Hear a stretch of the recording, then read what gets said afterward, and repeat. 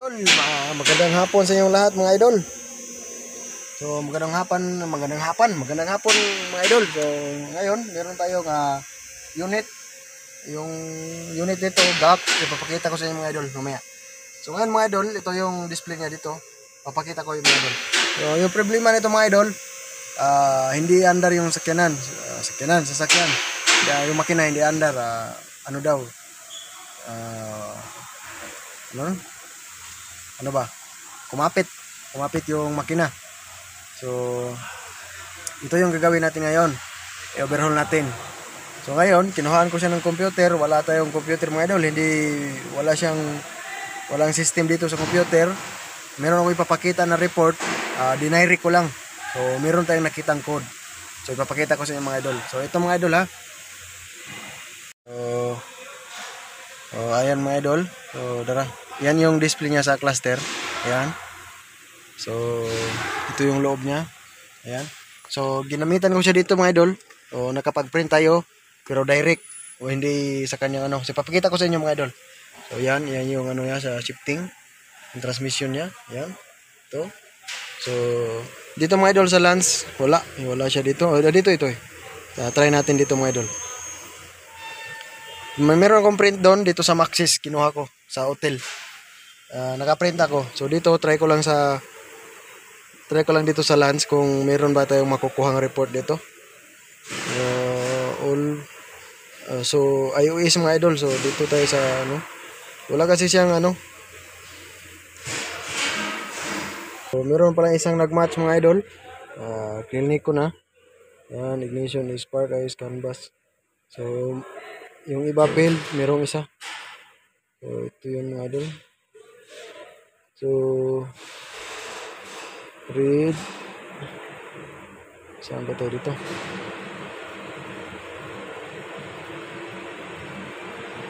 Dito naman. Yan, pinapili mga idol. Pero wala naman siya dito. Walang gak dito mga idol. So, dito sa generic. Ayan, system low voltage. Control module input power circuit low. Pending, permanent camshaft. Yan, binasa din yan sa ano mga idol. So, ayan. Cross communication, ayan. Ikunan ko lang ng ano mga idol. Para meron tayong kung sakali man sa pag-andar nito, kung umandar man to pagkatapos natin overhaulin, so meron tayong idea. Okay.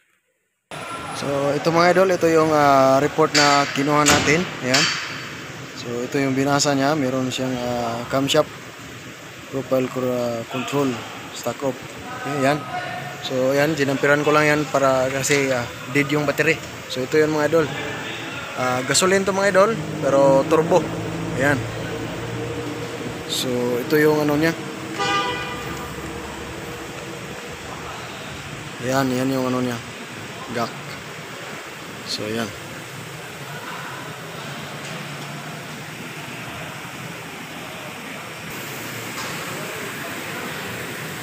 So ayan. So siya na yun.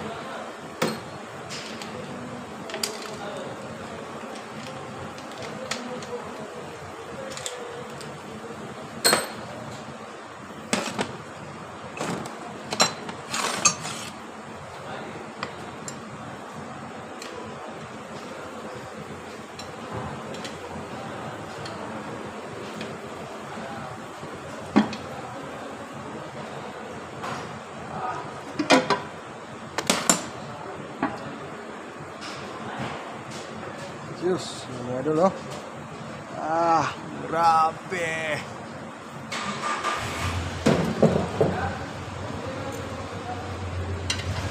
Diyos.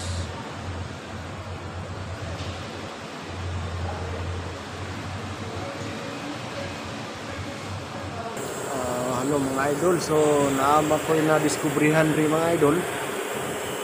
Meron akong na-discover dito. Meron akong discovery dito mga idol, kung makikita nyo mga idol. So ito yung sprocket ng crankshaft niya mga idol. Ito nakabaliktad na tong ano mga idol, kasi natanggal ko naman yung head. Yung ano na lang, yung crankshaft na lang yung kulang. So ngayon mga idol, ayan, meron tayong timing mark dyan. Ayan. Yan yung timing mark ng crankshaft sprocket mga idol. So ito mga idol, meron siyang dowel mga idol. Yan, meron siyang dowel, kung makikita nyo, ayan, merong dowel. Ngayon mga idol, ito yung sa pump mga idol, oil pump. Meron siyang isang timing mark, kasi meron naman din isa dito. Ayan, dito yung siguro siya ilalagay. Yan siguro mga idol. Meron din isang timing mark sa chain sa oil pump. Ngayon mga idol, iikot-ikot lang siya mga idol. Yan, wala siyang ano mga idol, wala siyang meron siyang slot, pero wala siyang dowel. Ayan, wala siyang pin. So malalaman natin yan pag hugot mga idol, kung merong pin o wala. Basta ngayon mga idol, wala ako nakikitang pin.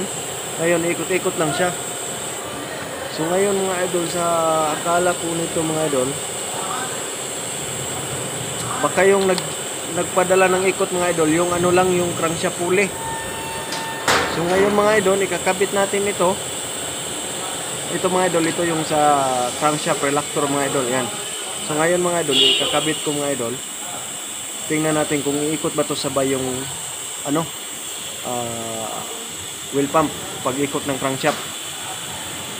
Okay, baka yung crankshaft lang ikot, ito hindi mga idol. Wala kasing kunya, yan. Ano? So ngayon, ilagay ko yung crankshaft pulley, tapos higpitan ko, tapos try ko iikot. Okay? So ayan mga idol, nakabit ko na mga idol. So sabay talaga siya mga idol. Katulad siya sa Ford mga idol, yung naghihigpit ng kanyang sprocket, yung pulya lang. Yan. Yan mga idol. Naikot siya. Sabay. So ngayon, matigas pa rin mga idol. So tingnan natin kung baka may problema sa loob. Okay, so ito mga idol, inikot ko mga idol. Merong lalabas na oil dyan, dito sa gallery niya. Yan. So ibig sabihin, okay yung pump nito mga idol. Yan. So yung pump bumubumba pa, hindi pa totally na damage talaga.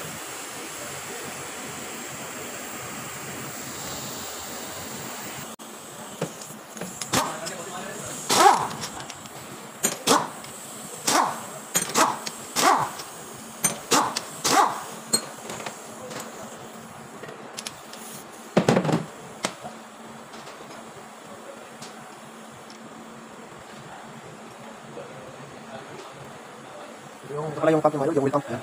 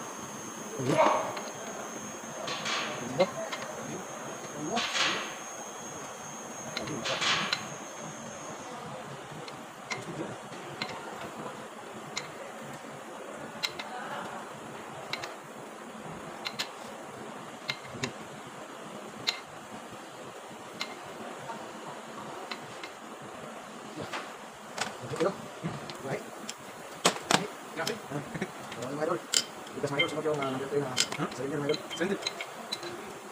So, yun siya mga idol, yung binanggan ko. Yung ingat niya na, sunod. Lapit ko mga idol. No, yun, please. Yan ah.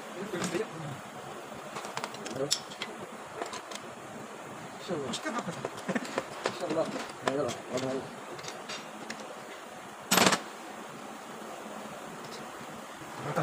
Hakat.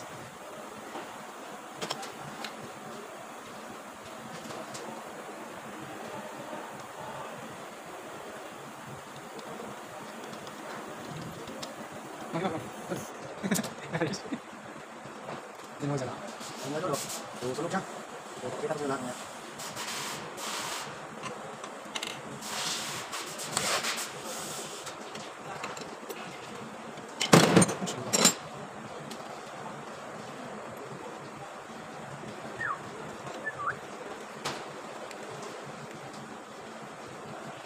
Allah.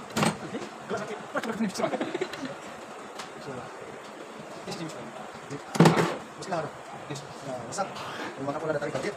Balik tapi ini. Balik ada saya. Ada tarik imsik. Bebas mah. Ah, ya Allah.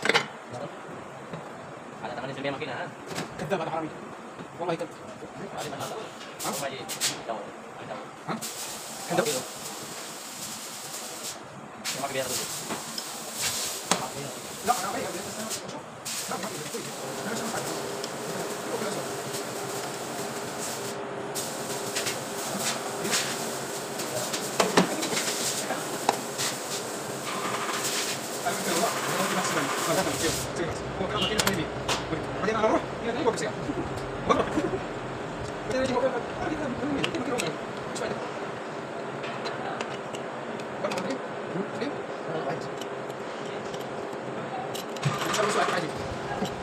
Kamil.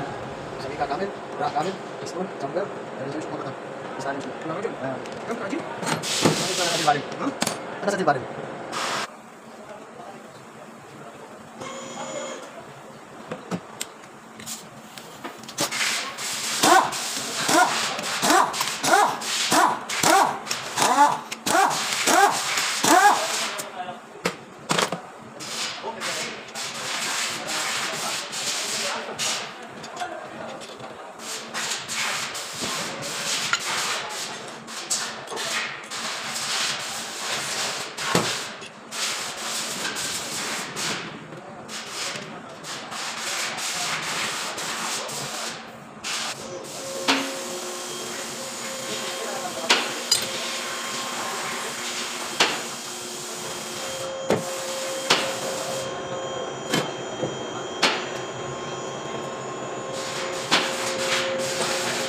Dalawang tempat baru.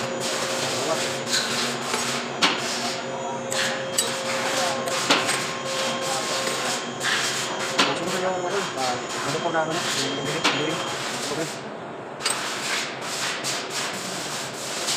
Mga idol, so ito na mga idol. Ito yung ano niya, yung parts niya inside sa engine mga idol. So una mga idol, yung dahilan mga idol na matigas na ikutin. So ito mga idol yan. Kung makikita nyo, ayan, kung makikita nyo ano niya, connecting rod, ito ay sunog. So itong tatlo, good siya. Okay, so ito yung sunog mga idol. Ito yung kumapit. Kumapit yung bearing dito mga idol sa piston number 3. Yan. Yan, yan. So naiwan yung bearing niya.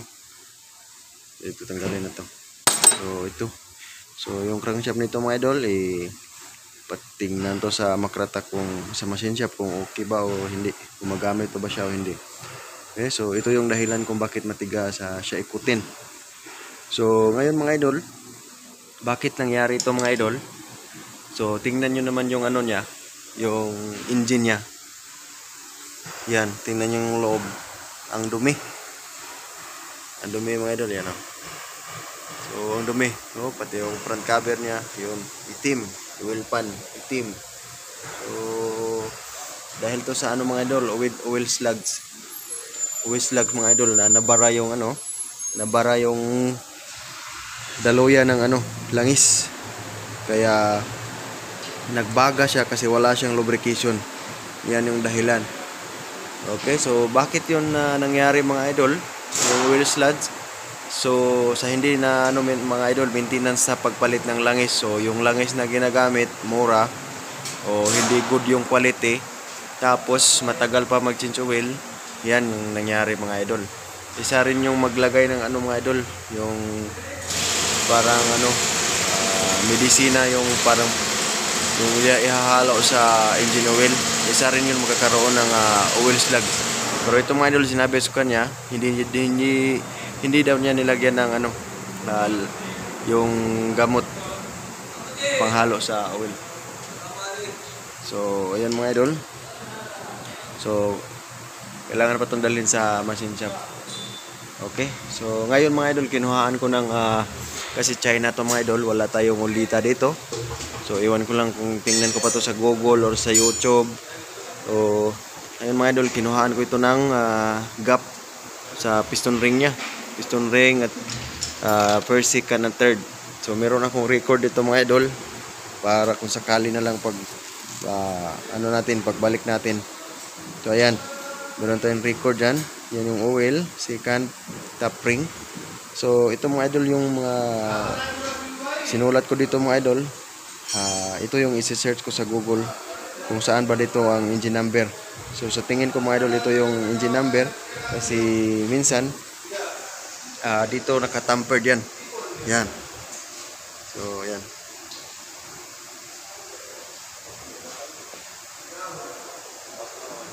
Hindi klaro mga idol, oh. Ayan yan. 4A15G1. Okay, tapos meron ding number dito, sinulat ko na lang rin. Yan. Kasi habang nandun to sa dinala to sa Makrata, sa machine shop, search natin yung torque at saka yung mga specs niya. Subukan lang natin. Okay, so about sa ano mga idol, sa oil pump, so isa lang talaga yung ano niya mga idol, dowel. So yung ano niya, yung sa oil pump sprocket, yung naghihigpit niya mga idol para hindi siya iikot ng kusa. So yung ano mga idol, pulley, yung crankshaft pulley niya. Okay, yung ano ginawa natin, nilagay natin yung ano sprocket ng oil pump, tapos yung sprocket ng timing chain, tapos yung crankshaft pulley pag higpit, so maiipit na yung ano, ito mga idol, ito yun, yan. So meron siyang ano mga idol dito, pirang kanal para sa dowel, pero wala siyang dowel dito mga idol. Ito yung sa oil pump na sprocket dito sa crankshaft. So wala siya, yung naghihigpit sa kanya yung crankshaft pulley lang. Okay, so ngayon mga idol, update lang mga idol, 4 cylinder to. Ayan. Tsaka dito nakasulat mga 1.5 siguro to mga idol, 1.5 turbo GDI. Ayan, 1.5 turbo GDI. Okay, so update lang mga idol hanggang matapos yung video, para ano natin, observe natin kung mag-okay siya o hindi. Okay, so thank you mga idol. Siguro part 1 to mga idol, part 2 na yung pag-assemble. So ito yung head. Yan. Yan na yung dumi. So yung valve lifter niya hindi na mahugot. Nanikit. Mahugot yan pero pwersa, kailangan pwersa. So palitan na rin yan. Okay, so yan mga idol. So thank you.